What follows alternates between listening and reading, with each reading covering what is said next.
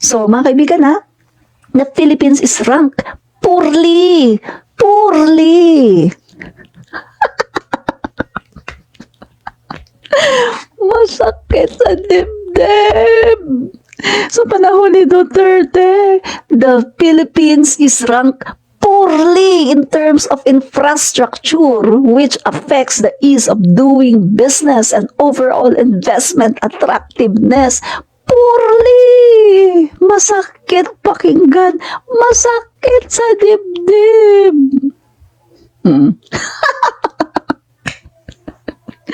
Kaya daw hindi nagiging attractive sa mga foreign investors kasi poor ang infrastructure sa panahon ni Duterte.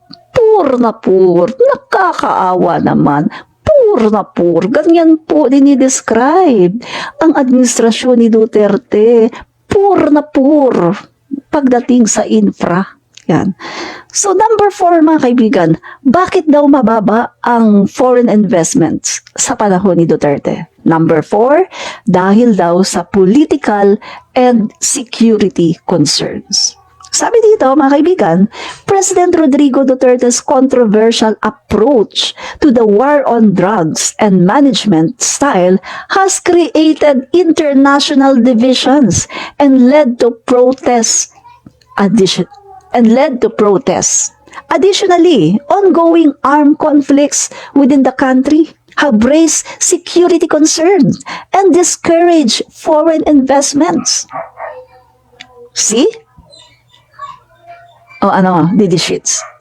O, nasaan na yung nagtanong sa akin si Just For Me? Nasaan ka? Nasaan ka? Prepare. Mag-prepare ka na para masaktan. Diba?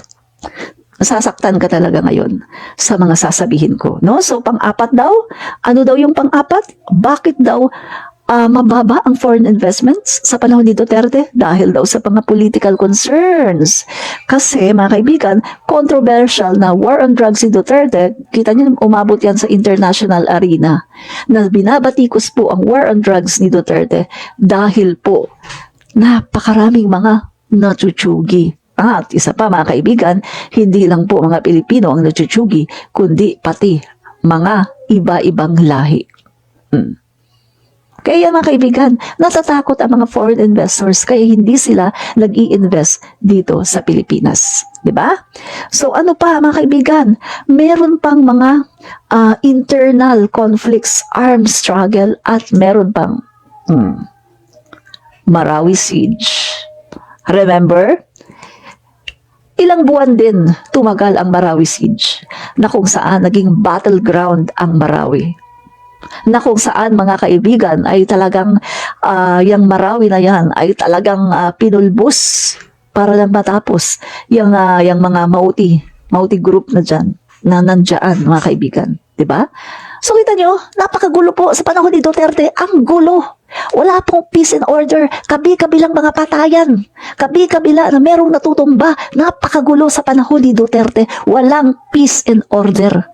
Kaya yung pinagyayabang ng mga DD sheets na to, hindi po totoo yun, lahat yun ay drawing at lahat po yung mga yan ay puro lang kayabangan, tokhang pamor, sabi nga ni Martin Elisa Godiesan. Diba? So hindi lang po tokhang ang nangyari dahil meron pang Marawi siege. Oh. Ang Marawi na napakaganda, bakit nagkaganon? Mga kaibigan, bakit nagkaganon? Meron pa silang NTF-ELCAC kuno, di ba? Si Duterte ang nagganon yan, di ba? Ang nagpaumpisa ng NTF-ELCAC. Pero eto mga kaibigan, merong mga rebelde sa Marawi at yan napulbos talaga ang Marawi. Diba? So isa po yan sa dahilan. Sa panahon po ni Duterte, bagsak po ang peace and order ng bansa. Mga guys, eto sa totoo lang sa totoo lang. Hindi ko sinasabi to dahil galit ako kay Duterte, pero sa totoo lang mga kaibigan.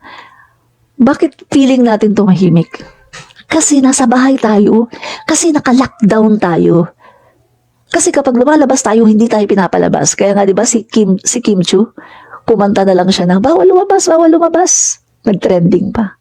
Kaya mostly ang mga tao noon, ang mga Pilipino nila, mga kaibigan, Pilipino nila tuloy, ang mga Pilipino, feeling natin mga kaibigan tahimik. Kasi nasa loob tayo ng bahay, bawal lumabas. But in reality, mga kaibigan, kahit nasa loob tayo ng bahay, mga kaibigan, in reality, sobrang gulo.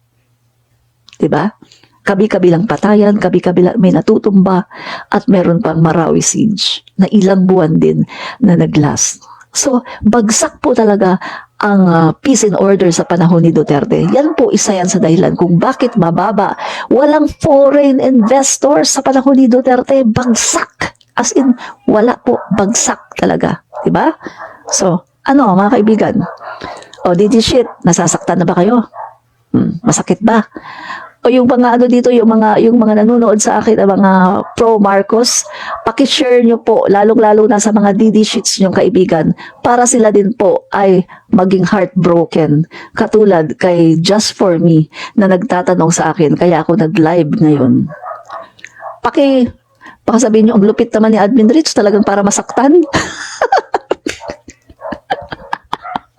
Kasi mga kaibigan bago ko ituloy, nakakainis eh. Yun bang, itong si Just For Me, talagang nag-live ako kahit hindi pa ako dapat mag-live, no? Dapat mamaya pa. Talagang sinagot ko na kasi naririndi ako eh. Bawat post ko sa YouTube, kahit yung mga live ko, talagang andyan yung mga tanong niya, bakit ako hindi ko sinasagot? Sagutin ko daw, huwag daw ako magpakatanga. Bobo daw ako. Bakit daw ganoon? Bakit daw mababa ang foreign investors natin ngayon sa panahon daw ni PBBM? Bakit daw napakababa ng piso? O, ngayon sasagutin ko siya. Pero bago ko siya sagutin, ipapaalala ko muna sa kanya ang nangyari sa panahon ni Duterte. Diba? So, ito na yan mga kaibigan. Number 4, no? Yung number 4 nga, bakit mababang foreign investors? Dahil nga sa peace and order, bagsak. Bagsak po ang peace and order sa panahon ni Duterte. At wala pong security, no? Security concerns po. Ito po ang sinasabi ng mga foreign investors na kaya hindi sila nag-invest dito dahil natatakot sila. Dahil bagsak po ang peace and order ng bansa sa panahon ni Duterte. Kabi-kabilang patayan, kabi-kabilang natutumba, meron pang mga nangyari, no? Marawi siege. At meron pang hindi pa natapos sa mga NPA, mga issue ng NPA. No? So, number 5 na tayo.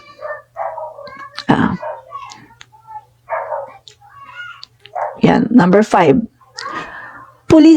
Number 5 is economic and financial conditions. Yan, number 5 to economic and financial conditions. The country's economic challenges, including aggressive rate hikes by the central bank to stabilize the currency against inflation, have added to the uncertainty for investors. Yan. So mga kaibigan, sa panahon kasi ni Duterte, ito yung ginawa ng kanyang economic manager eh. Mga kaibigan, itinaas po yung rate po mga kaibigan ng mga pagpapautang, no? Itinaas po ito para lang sa ganon ay makombat daw nila yung inflation, pagtaas no ng inflation. Pero mga kaibigan, hindi rin naman nila na-combat kasi mataas din po ang inflation sa panahon ni Duterte. Diba? I-search nyo na lang mga kaibigan, no? I-search nyo na lang. So, economic and financial conditions, mga kaibigan, no? At isang napakalaking ebidensya nito, mga kaibigan, ay kita nyo, di ba? Yung ating katulad ko mga kaibigan, sa panahon ni Duterte, doon ko naranasan ang sobrang kahirapan. Sa panahon ni Pinoy, hindi ko naranasan yun. Pero sa panahon ni Duterte, doon ko naranasan na umiyak. Umiyak ako, literally umiyak talaga ako dahil wala na kaming pambili ng pagkain. Hindi po kami pinapalabas. Gusto kong pumunta ng mall, magdut-dut man lang ng ATM. Yung aking huling sweldo ay kunin ko para ipambili ng pagkain. Wala namang ayuda. Hindi kami binibigyan ng ayuda. Taxpayer po ako. Malaki po ang tax ko kasi malaki ang aking sweldo. Pero wala po kaming ayuda. See? Grabe po ang hirap na dinanas ko sa panahon ni Duterte. Sobra. Pero bakit ngayon ko lang sinasabi? Kasi kailangan ko lang sabihin dahil binababoy nila ang gobyerno ng ating Pangulo. Kasi sa panahon ni Duterte, ang dami kong hirap na dinanas. Hindi ako nagreklamo. Sumuporta pa ako sa gobyerno ni Duterte. Sinuportahan ko, inintindi ko. Pero ngayon, hindi ko na siya iintindihin. Kung ano yung mga nalalaman ko, kung ano yung mga nangyari sa akin, irarant ko na dito sa aking Facebook para malaman din ng taong bayan na sa panahon ni Duterte, hindi ako nakatanggap ng ayuda. Nagutom kami, hindi ako nakatanggap ng ayuda. Taxpayer ako. Wala kaming ayuda. Nasa napunta ang bilyones? Sabi nga ni Manny Pacquiao, magkano yung sinasabi ni Manny Pacquiao? Sandali check ko yung sinasabi ni Manny Pacquiao na limpak-limpak na pera na pang-ayuda, nawawala. Dali mga kaibigan, check ko lang. Malaking pera, malaking pera para sa ayuda nawawala. Sana makita ko kaagad. Manny Pacquiao. Ito. Buti nakita ko, no? Ito po, mga kaibigan. Yan. Yan, kita nyo? Pasabog ni Pacquiao. 10.4 bilyong ayuda funds nawawala. Ulitin ko 10.4 bilyong. Sus Mariosep, bilyon, hindi po milyon, bilyon. Grabe ang laki Pasabog ni Pacquiao, 10.4 bilyong ayuda fund nawawala. Ayan July 4, 2021. Ayon kay Senator Manny Pacquiao, nasa 1.3 milyong benepisyaryo ng SAP ang hindi umano nakakuha ng tulong ngayong may pandemya. Yan. Yung mga kaibigan grabe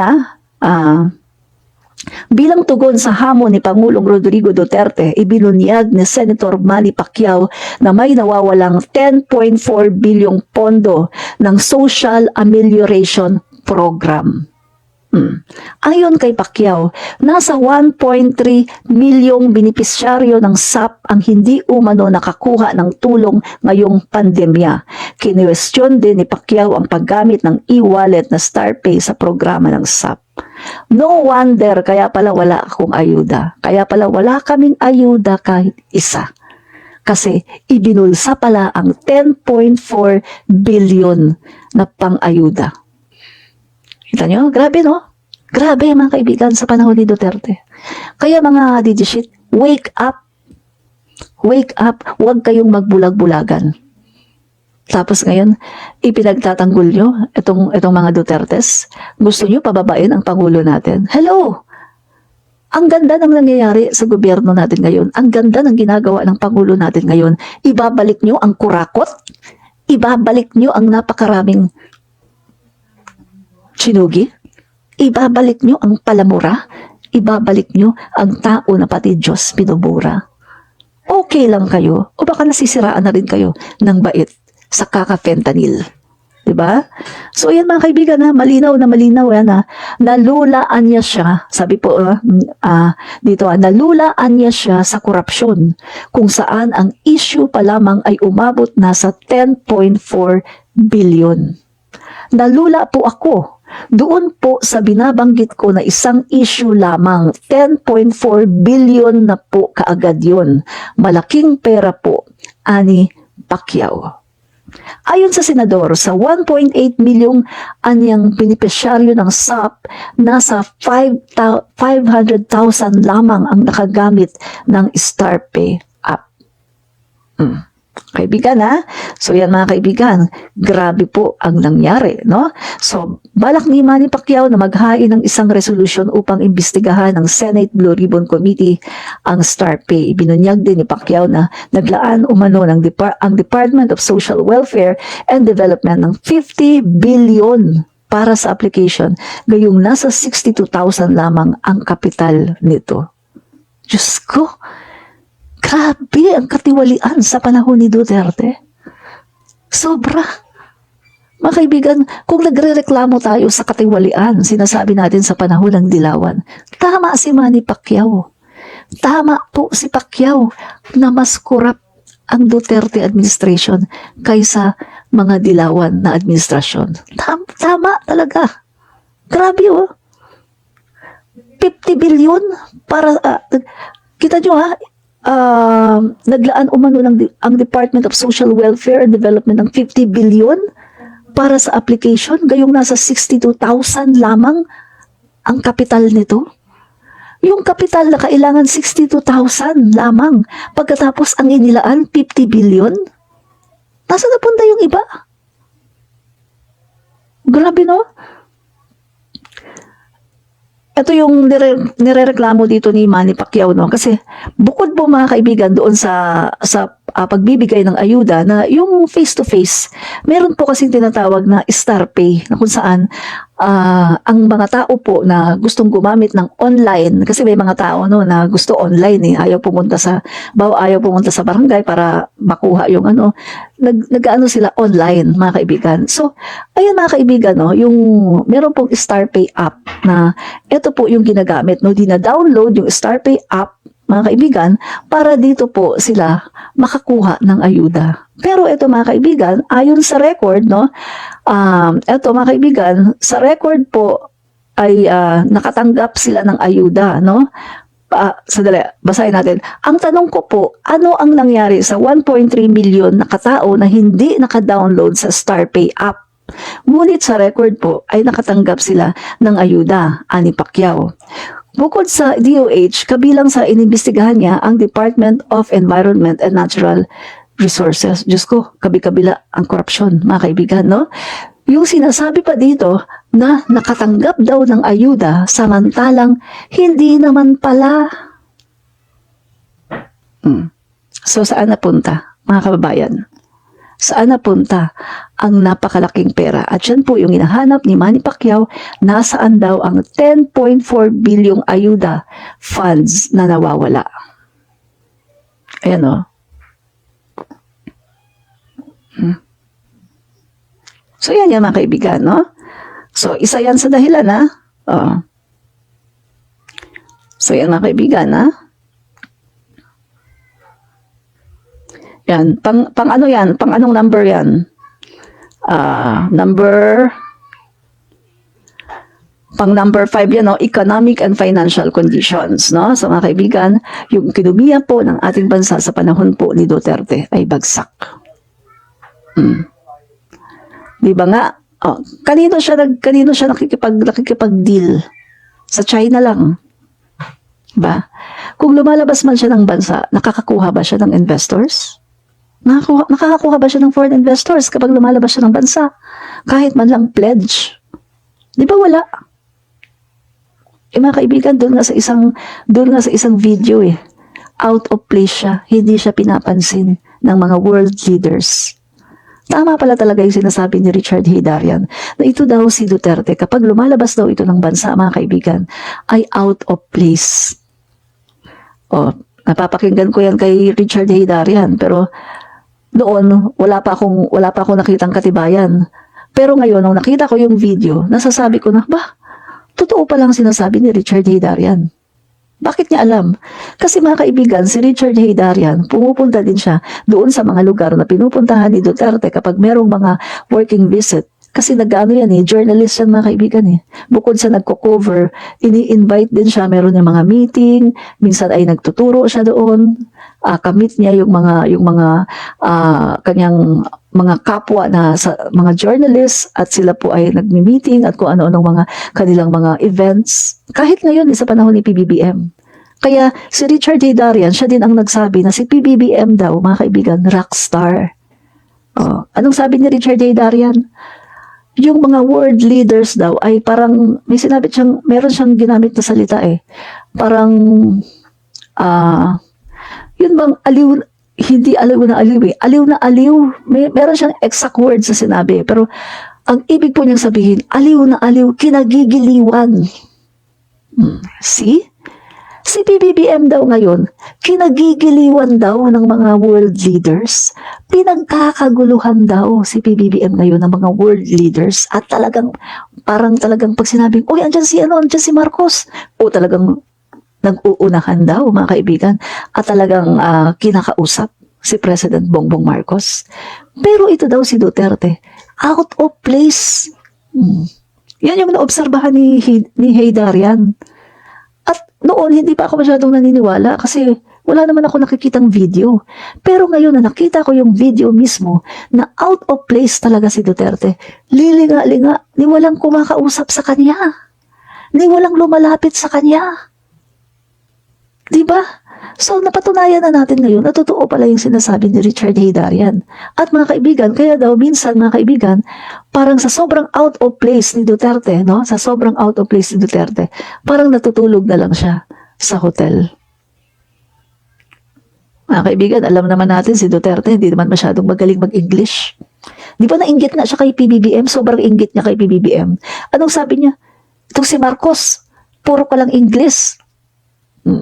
Nainggit siya kay PBBM eh. Kasi si PBBM, kayang-kaya ni PBBM na makipagsabayan sa mga world leaders kasi si PBBM ay napaka-eloquent sa English. Napakagaling po ni PBBM mag-English dahil maliit pa lang yung bata. 9 years old, 9 or 11, pinadala na po yan sa England. Doon na po yan nag-aral. Doon na po yan nag-stay. Bumalik lang dito yan nung pinatawag yan ni President Marcos kasi nagkasakit yung governor, no? Nagkasakit yung governor ng Ilocos. Governor or vice, I think, no? Na tiya ni PBBM. Nagkasakit yon at walang hahalili. Kaya pinauwi ni President Marcos Senior si PBBM from England, no? So yan yung mga kaibigan.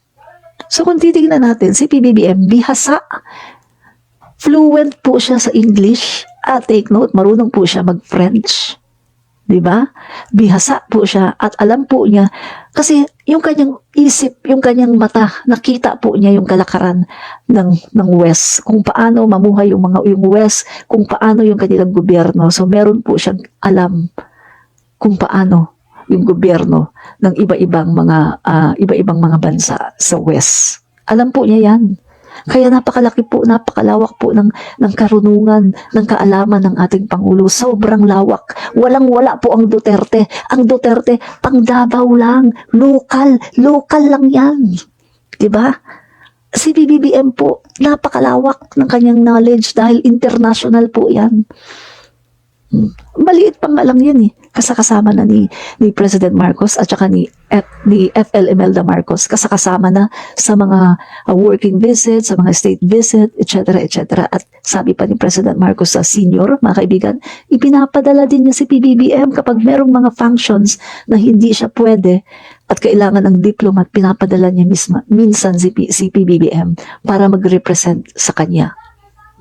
Ba? So, sanay na si PBBM, mga kaibigan. So, mabalik tayo sa ating topic, no? Mabalik po tayo sa topic. Mercy, Tampoy, Carmi, pang Davao lang sila. Correct. Local lang po sila. Davao lang. So, yan mga kaibigan, no? Yung economic condition daw ng bansa, mga kaibigan, ay hindi maganda at yung aggressive rate hikes by the central bank, no? Mga kaibigan, nagtaas po yung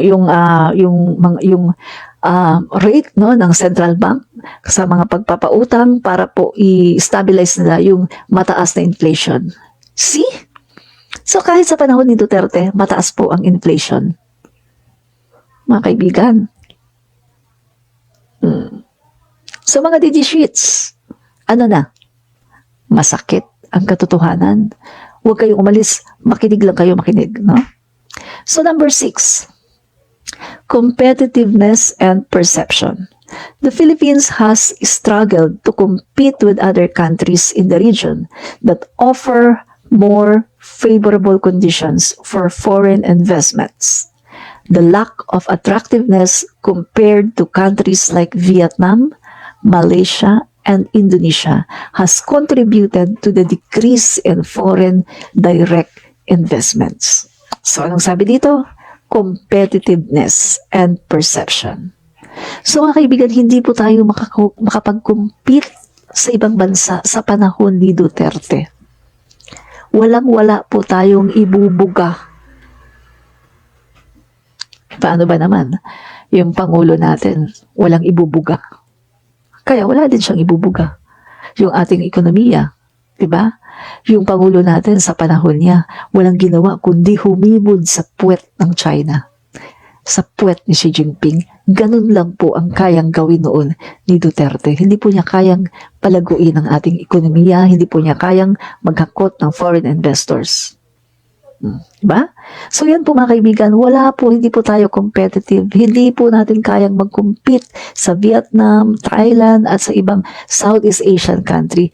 Left behind po tayo. Naiwan po tayo sa panahon po ni Duterte. Naiwanan po tayo. Yun ang totoo. Masakit ba? Masakit, di ba? Yan mga kaibigan, no? So, nag-struggle po tayo, ang ating country, nag-struggle tayo at wala po tayo masyadong mai-offer. Kaya yan, wala pong foreign investors, hindi po attractive ang ating bansa sa mga foreign investors sa panahon ni Duterte. Yan. So, mga kaibigan, yan ha? So, in summary, a combination of restrictive regulations, corruption, infrastructure deficiencies, political instability, security issues, and economic challenges has to lead the decrease in foreign investments in the Philippines. Addressing these issues and improving the investment climate will be crucial to attracting more foreign investments, more foreign direct investments in the future. Yan. So mga kaibigan, ayan po yan ha. Yan ha. Yan po ang dahilan kung bakit napakababa po ng foreign investments sa panahon po ni Duterte. So, ngayon, balikan natin yung DD sheet na nagtatanong sa akin. So ngayon, anong masasabi mo? Sa panahon ni Duterte, malala. Sa panahon ni Duterte, eto na tapos na siya 6 na taon, tapos na yung 6 na taon na. So wala na pong mai-improve dyan. Kasi tapos na yan Tapos na po ang 6 na taon ni Duterte. Wala na pwedeng mababago, wala na pwedeng ma-improve, tapos na yan, nangyari na yan. So yan po ang analisasyon, no?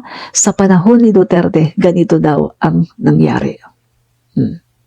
No? Na mababa, bagsak ang foreign investments. No? At i-recap lang natin bago tayo mag-proceed doon sa sagot ko sa kanya. Okay, ito yung mga dahilan kung bakit bababa yung foreign investment sa panahon ni Duterte. Restrictions sa foreign investments, no?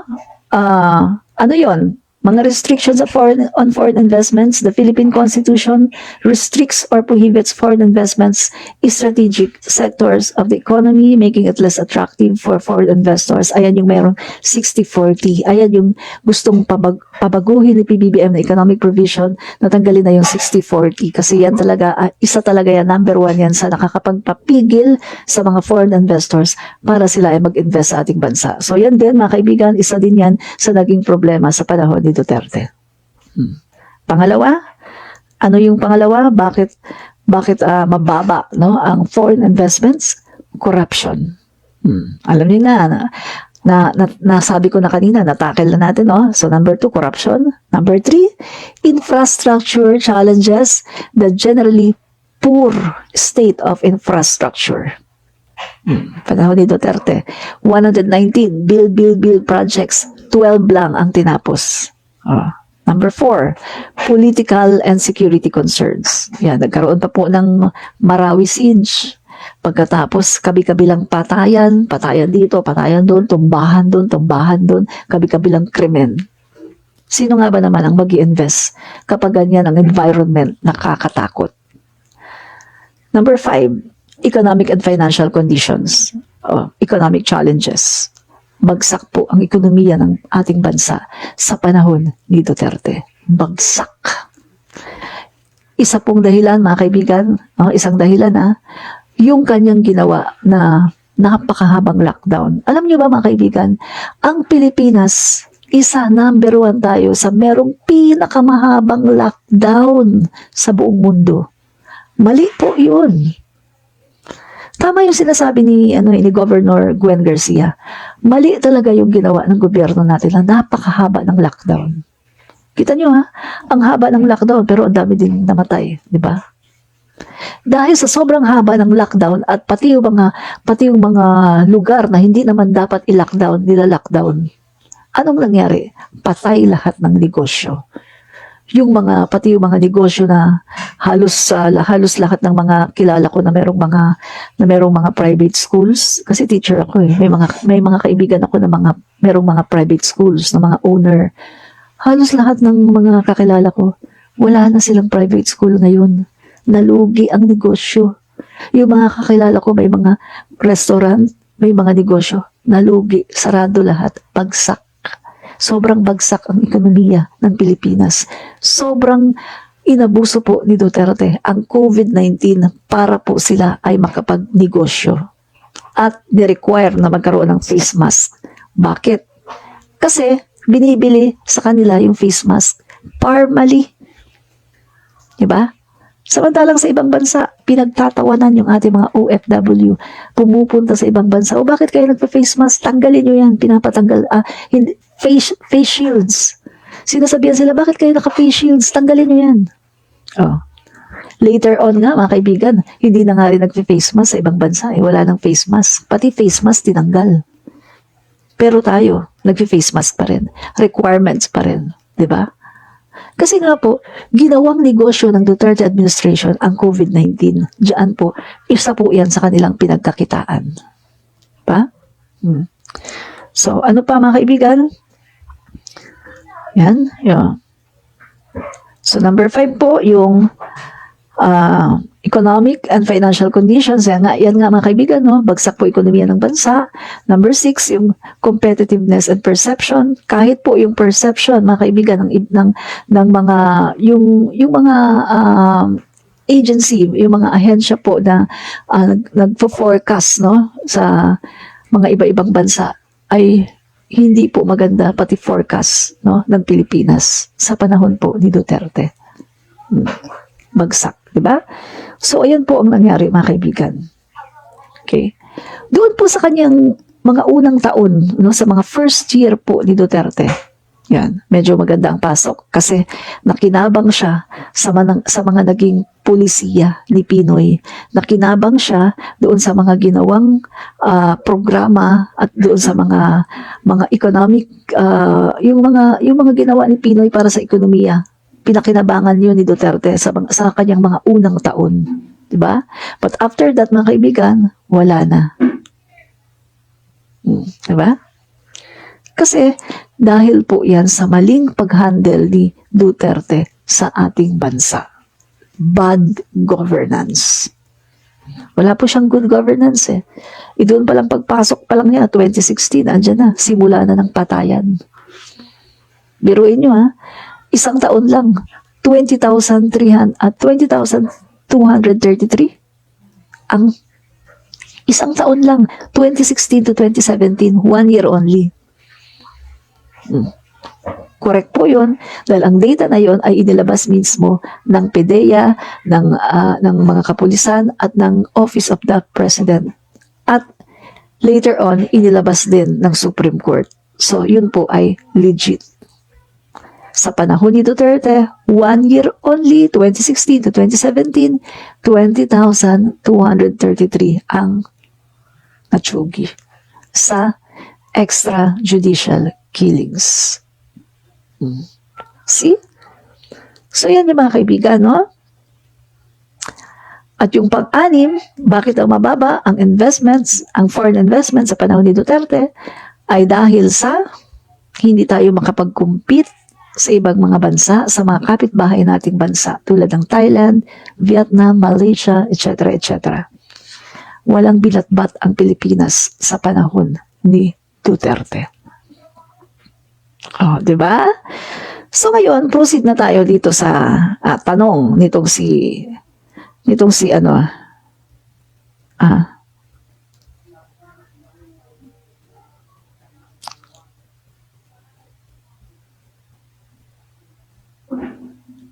Sandali Meron lang ako, sasagutin ko lang yung ano.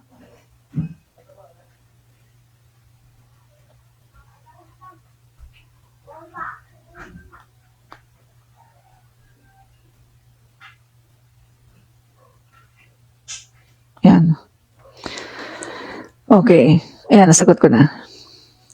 Yan, so proceed na tayo mga kaibigan. Ang tanong po niya, no? Basahin ulit natin yung tanong niya para ma-recall natin. Ito po yung tanong niya. Admin Rich, bakit bumagsak ang foreign investments natin? Magkaiba ang pledges sa investments. Baka may magtanga-tangahan ka. Pakisagot naman, bakit bumaba ang foreign investments natin? Yan po ang kanyang sagot, ang kanyang tanong, no? So, titingnan po natin ngayon. Sadali, proceed tayo,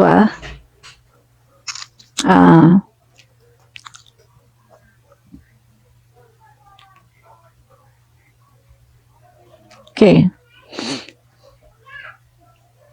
Okay, so ito. 2024. Okay. So, ito po mga kaibigan, ang gagamitin po natin na data ay dti.gov.ph. Bakit po sa DTI tayo? Kasi sila po yung sila po yung nag-handle dito sa mga foreign investments. Sila po yan, yung DTI, no? DTI dash BOI reports. Sila po ang nagre-record ng mga foreign investments. So dito po tayo kukuha, no? So tingnan po natin. Yan. Yan. Okay. So ang sabi po dito, eto hindi ko pa ito nababasa, sabay-sabay po tayo, no? So hindi ko pa alam kung anong laman nito, kung pabor ba to sa administrasyon natin, kung maganda ba ang laman nito or hindi ba. Hindi ko pa nababasa to, ha. Okay. Michael Quarisma, mabuhay ka, Admin Rich, mabuhay PBBM. Salamat po, no? Shout out po from Manitoba, Canada. Salamat po sa panunood, no? And Shade, feeling untouchable sila. Now, lubog na sila sa kahihiyan sa dami ng kaso nila. Correct po kayo dyan. And then, Record dyan. Yan, salamat po. Sen Malelan, salamat po. Vincent Lamban, salamat po. Watching from Sambuanga. Tore TV, yan. Palambing po everyone. Yan. Salamat po sa panunood, no? Yan. Okay, dito naman Season Edgar, salamat po sa panunood. Juliet Paclubar, salamat po. Glenn Resurrection, Mercy Tampoy Carme. Yan. So mamaya ko na kayo isa-shout out, no. So sagutin muna natin yung tanong, no, ng isang DD sheet. Bakit daw mababa ang investment sa Pilipinas ngayon? Tanong sa atin, no. So sabi po dito ng DTI BOI reports, no. Inuulit ko mga kaibigan, hindi ko pa alam kung ano ang laman ng report na to, no. So sabay-sabay po tayo, titingnan natin kung ano ang laman nito. Maaring ito ay pangit, maaring hindi pabor sa gobyerno, maaring ding pabor, no. So tingnan po natin. Sabi po dito, DTI, pakita ko sa inyo, dito muna. Yan.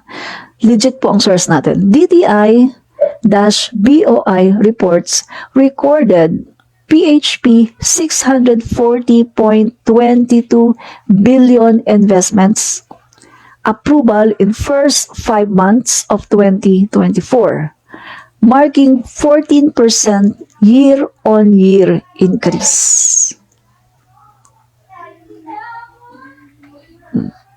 Sa mga kaibigan, pag sinabi ditong investment approval, pag sinabi pong approval, investment approval, hindi na lang po yan pledges. Yan po mga kaibigan ay,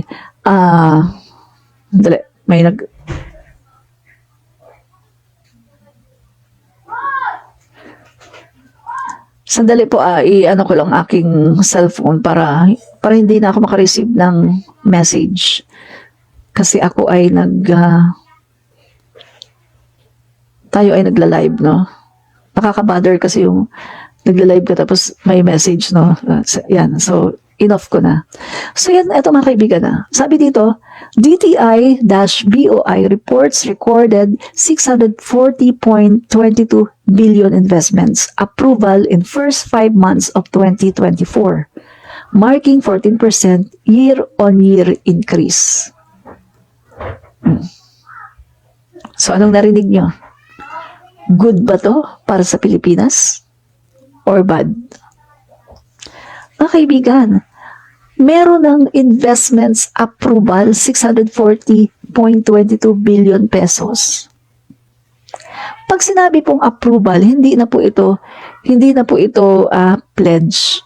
Ito po yung dating mga pledges na nakuha ng ating Pangulo, no, dating pledges na nakuha ng ating Pangulo sa ibang bansa. Pagkatapos, pagdating nila dito, kinontak nila yung mga nag-pledge na yan, kinontak po nila at pinag-usapan po nila at ayan, inapprove na po noong mga foreign investors na nag-pledge nito, inapprove na po nila. Kaya ang tawag na po dito ay approval. Investments approval. Hindi na po siya matatawag na pledges. Approval. Pag sinabi pong approval, ito po mga kaibigan ay papunta na sa pag-i-implement. For implementation. Diba? Proseso yan eh.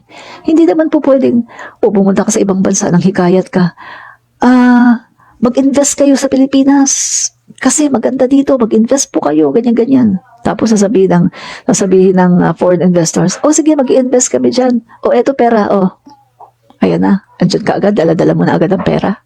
Hindi po ganon. Pag pupunta ka sa ibang bansa, ikaw ay maghihikayat na mag-invest sila.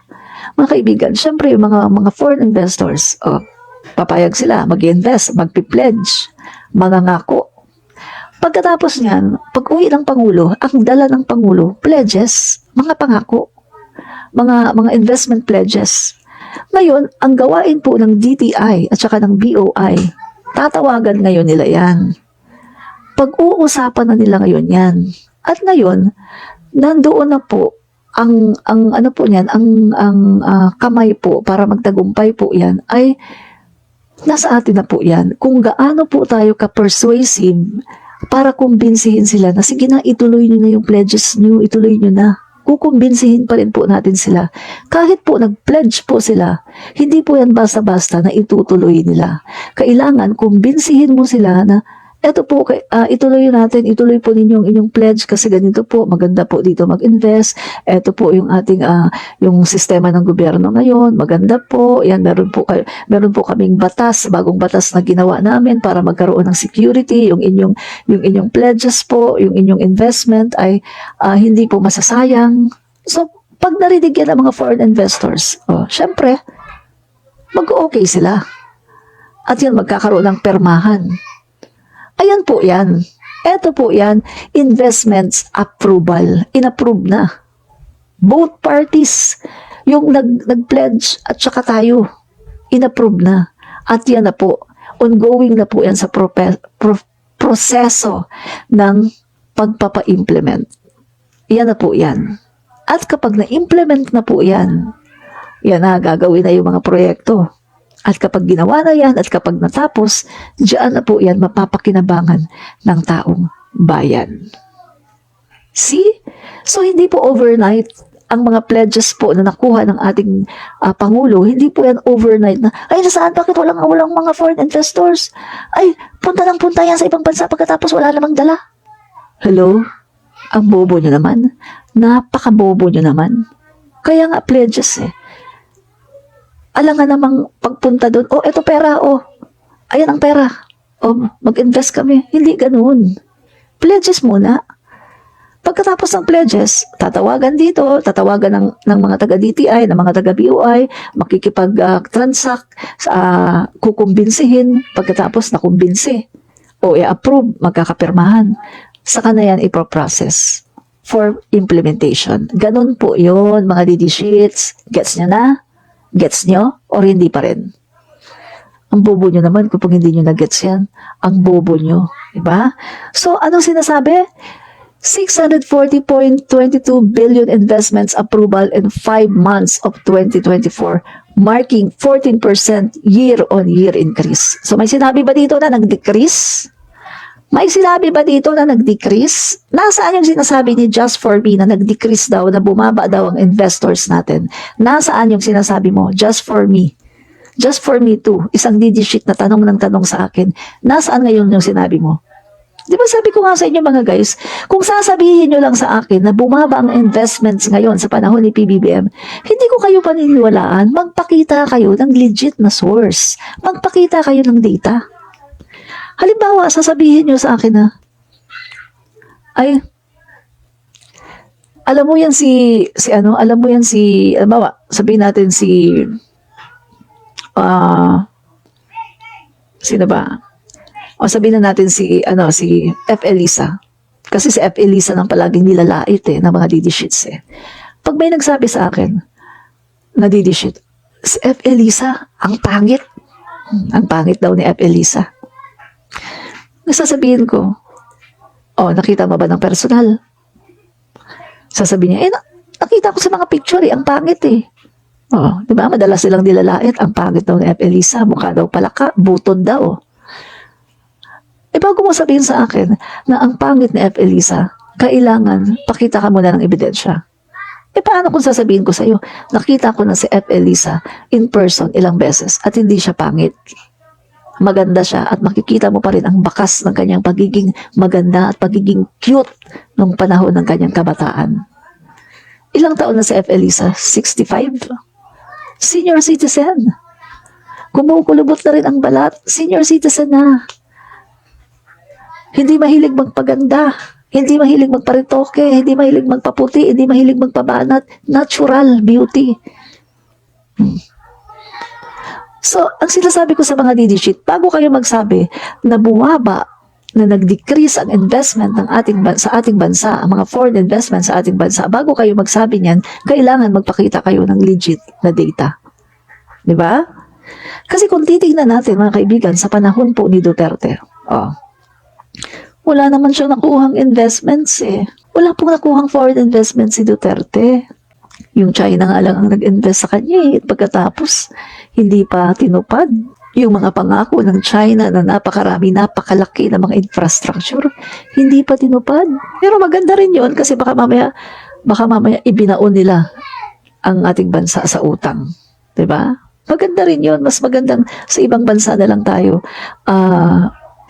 mangutang kaysa sa China kasi mahirap kapag sa China kasi iilitin nila yung ating mga ari-arian kapag hindi nakabayad. Pero wala namang ganyan sa ang Pilipino talaga, ang Pilipinas palaging nakakabayad, no? Pero sa panahon ni Duterte, mga kaibigan, kita niyo naman, mamaya natin pag-usapan yan, no?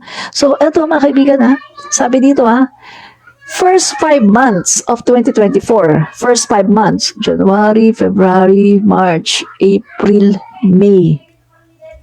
First 5 months di ba? January, February, March, April, May.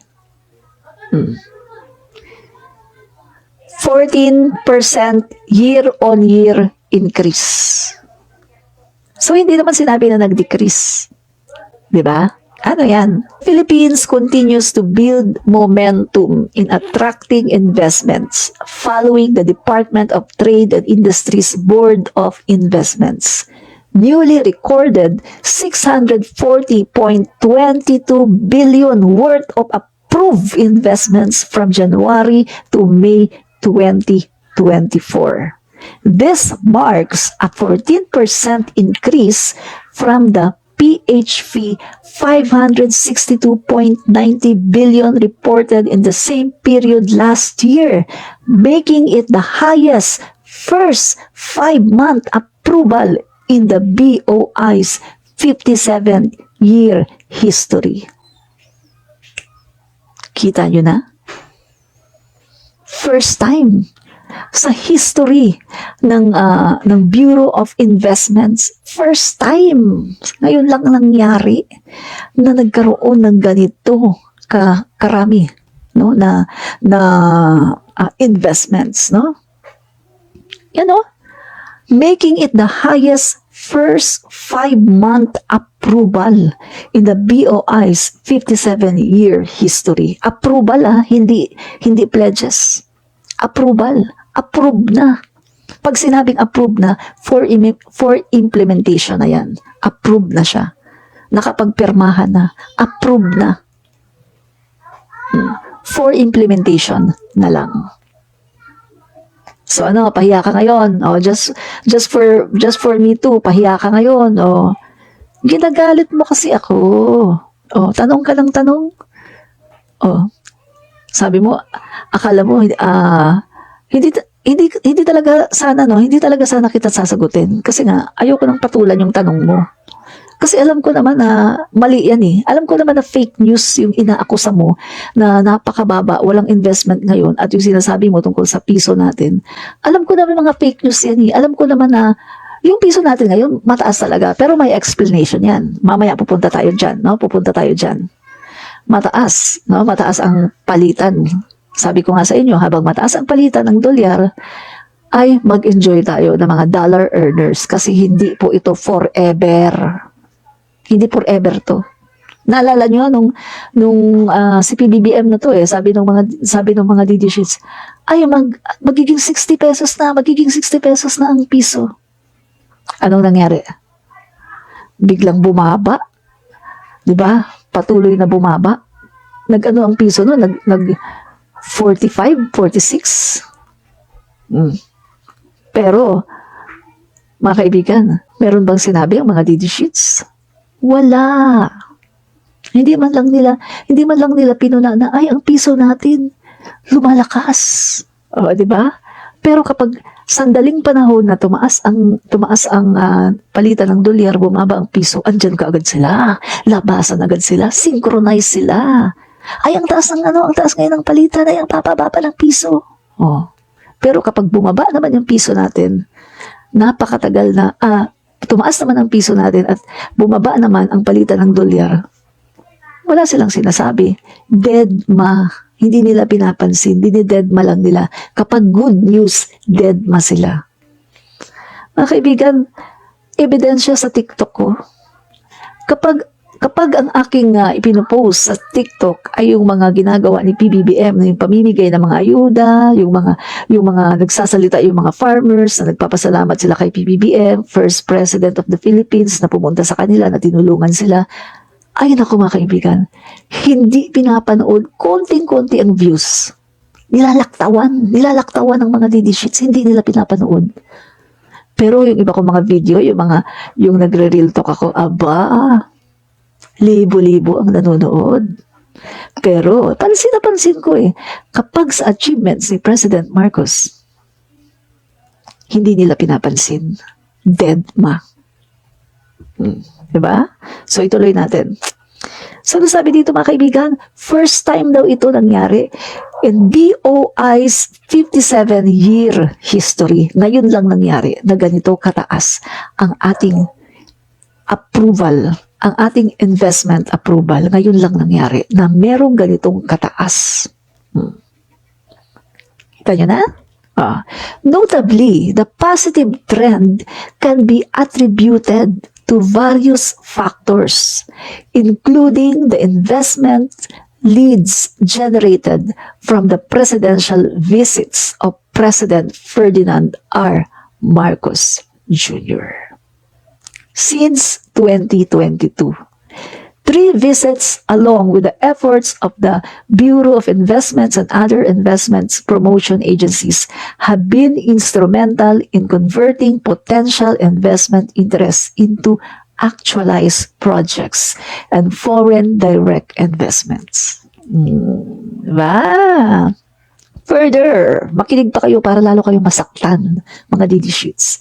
Further, illustrating this success in 2023, Bureau of Investment recorded significant investments from Germany amounting to 393.3 billion, followed by the Netherlands 333.6 billion, Japan 2.6 billion, and the United Kingdom 1.3 billion. Key industries that attracted substantial investments involved renewable energy, information and communication, construction, real estate activities, and transportation and storage. The continuous increase in investments approvals aligns with the surge in FDIs for the first quarter of 2024 as the Bangko Sentral ng Pilipinas recorded 42.07% year-on-year increase in net inflows, reaching US dollar 2.97 billion from January to March 2024, up from US dollar 2.09 billion from the same quarter in 2023. Mga kaibigan, yan. I-share ko nga to sa para kayo na lang ang magbasa nito. No? Mahaba pa to, no? Mahaba, no? So, nandito po mga kaibigan, nakalagay lahat, no? Yung mga pag-increase po, no?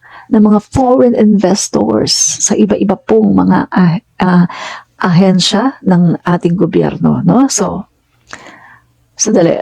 I-ano ko nga, i-share ko muna sa aking Facebook, Share ko lang po sa Facebook, Yan, sinare ko na, no?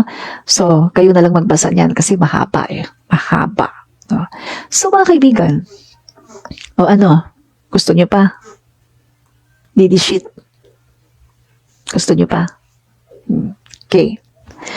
Ngayon, sagutin lang natin to, Kasi napatunayan na natin na mali yung sinasabi ng DD sheet na sinasabi niya na nag-decrease daw ang investors, ang foreign investors, no? Sabi niya, foreign investments natin, no? Bakit bumagsak ang foreign investments natin? Yan. So ngayon, napatunayan natin na mali ang sinasabi ni Just2For Me. Mali ang sinasabi niya dahil hindi po nag-decrease ang ating foreign investments kundi tumaas pa ito. At anong sinasabi? First time in the history of Bureau of Investments na nagkaroon ng ganito kataas, kalaki na mga investments approvals. Pag sinabing investment approvals, ready for implementation. Sabi ko sa inyo wag ako. Wag ako. Lukuhin nyo yung iba, wag ako. Ano, DD sheet? Nasaan na yung DD sheet na yon? Bakit wala? Bakit hindi nanood ng aking live? Ayaw niyang manood kasi masasaktan siya, di ba? So, ayaw po niyang masaktan kasi masyado po akong mapanakit. Katipunerong Warrior, shout out, Madam, new subscribers here. Salamat po sa pag-subscribe, no?